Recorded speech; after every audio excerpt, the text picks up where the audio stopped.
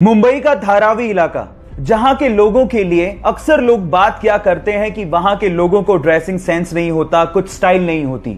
अगर उस इलाके से निकल के एक लड़का अपनी ड्रेसिंग सेंस और अपनी हेयर स्टाइल के बलबूते पे लोगों को इंप्रेस करके इंस्टाग्राम पे 2.5 मिलियन फॉलोवर्स कर ले, तो उस बंदे के लिए एक बार बात करना तो बनता है। बंदे का नाम है समीर मार्क, जिसने 2016 में मात्र 2000 रुपए के सेकंड हैंड फोन से अपनी पिक्स को खींचना शुरू किया और इंस्टाग्राम पे अपलोड करना शुरू किया। अपने नाम के पीछे मार्क इसलिए लगाया क्योंकि वो बंदा चाहता था कि एक दिन वो अपनी हेयर स्टाइल और अपनी ड्रेसिंग सेंस का मार्क दुनिया पे छोड़े, और उसने वो करके दिखा दिया। तो उस बंदे के लिए एक लाइक तो बनता है। धूम्रपान स्वास्थ्य के लिए बहुत ज्यादा हानिकारक होता है, इससे आपको कैंसर भी हो सकता है। लेकिन प्रॉब्लम तब आ जाती है जब इसकी लत लग जाती है और फिर छुट्टी नहीं है। ऐसा ही कुछ हुआ तुर्की के इब्राहिम यूकैल के साथ। वो अपनी सिगरेट पीने की आदत को छोड़ना चाहता था, लेकिन छोड़ नहीं पा रहा था, बहुत परेशान हो चुका था। तो उसने एक तरीका निकाला।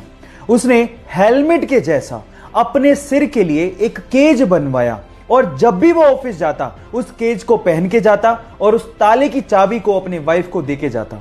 अब चाहकर भी वो सिगरेट नहीं पी पाता, क्योंकि उस केज की चाबी एक्चुअली उसके वाइफ के पास होती थी। इस तरह से उसने अपने एडिक्शन को कम कर लिया। लत छुड़वाने के इस अजीबोगरीब तरीके के लिए आप क्या कहेंगे, चैट सेक्शन में लिखना मत भूलिएगा। एक बार गुरु नानक देव जी अपने शिष्यों के साथ एक गांव गए। गांव वालों ने गुरु नानक देव जी और उनके शिष्यों की बहुत ज्यादा सेवा की, लेकिन जाते जाते गुरु नानक देव जी ने उन गांव वालों को आशीर्वाद दिया, उधर जाओ। उसके बाद गुरु नानक देव जी अपने शिष्यों के साथ दूसरे गांव गए, लेकिन उन गांव वालों ने गुरु नानक देव जी और उनके शिष्यों के साथ बहुत बुरा बर्ताव किया। लेकिन फिर भी गुरु नानक देव जी ने उन्हें आशीर्वाद दिया, बसे रहो। ये देख के एक शिष्य से रहा नहीं गया। उसने गुरु नानक देव जी से कहा कि ये कैसे आशीर्वाद दिया आपने? तो गुरु नानक देव जी ने जवाब दिया कि संसार में अच्छाई का फैलना और बुराई का रुके रहना और ना फैलना इंसानियत के लिए बहुत ज्यादा जरूरी है। इसीलिए जो अच्छे लोग थे उन्हें उजड़ जाने का मैंने आशीर्वाद दिया, ताकि वो बाकी जगहों पे जाके अपनी अच्छाई को फैला सके। आपको ये स्टोरी कैसे लगी, चैट सेक्शन में लिखना मत भूलिएगा।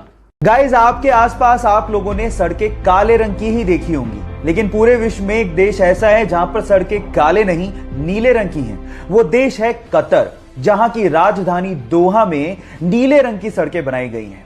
उसके पीछे का कारण है कतर की गर्मी। कतर एक बहुत गर्म देश है, जहां पे टेम्परेचर को कंट्रोल करने के लिए नीले रंग की सड़कें बनाई गई हैं। और साइंटिस्ट लोगों का यह भी मानना है कि सड़कों को नीला करने से वहां पर 50% तक सन के रेडिएशन को कम किया जा सकता है। देखो, चाहे लॉजिक जो भी हो, नीले रंग की सड़कें फैसिनेटिंग तो जरूर है। क्या आप लोग भी अपने आसपास सड़कें नीले रंग की देखना चाहते हैं? और अगर हां, तो चैट सेक्शन में लिखना मत भूलिएगा। हमारे मध्य प्रदेश के इंदौर में एक छोटी सी फास्ट फूड की शॉप है, जिसका नाम है जोनी हॉट डॉग, और वो आपको देसी स्टाइल में, जी हां आपने ठीक सुना, देसी स्टाइल में हॉट डॉग परोसती है। कैसे, मैं आपको बताता हूं। एक पाव, उसमें हरी और लाल चटनी, और उसके बाद उसमें आलू की टिक्की। मुंह में पानी आ गया ना? लेकिन सवाल यह है कि मैं इस पे वीडियो क्यों बना रहा हूं? मैं वीडियो बना रहा हूं विजय सिंह राठौड़ की मेहनत के लिए, जिन्होंने 30 साल की मेहनत के बाद इस फूड आइटम को पूरे एशिया में 2019 में सबसे ज्यादा ऑर्डर किए गए फास्ट फूड आइटम में शामिल करवा दिया, और इसी के लिए उन्हें हांगकांग में बुलाकर सम्मानित भी किया गया। तो विजय सिंह राठौड़ और जोनी हॉट डॉग के लिए एक लाइक तो बनता है। कभी कभी बॉलीवुड के रियल हीरो बन के सामने आते हैं और जरूरतमंद लोगों की मदद करते हैं। उनमें से एक नाम है सोनू सूद का। जी हां गाइस, सबसे पहले सोनू सूद ने अपने मुंबई स्थित होटल को स्वास्थ्य कर्मियों को, जो कि कोरोना की ड्यूटीज में लगे हैं, उनको दे दिया। फिर उसके बाद बेसहारा और गरीब लोगों को खाना तक परोसा। और उसके बाद जब उसने देखा कि हाईवे पे बहुत सारे लोग अपने घरों की तरफ पैदल ही निकल पड़े हैं, तो उनकी मदद करने के लिए इस बंदे ने बसों को प्रोवाइड किया, वो भी अपने खर्चे पे। जी हां, और अभी तक 12,000 से ज्यादा प्रवासियों को वो अपने घरों तक पहुंचा चुके हैं। सो सोनू सूद की इस दरिया दिली के लिए एक लाइक तो बनता है।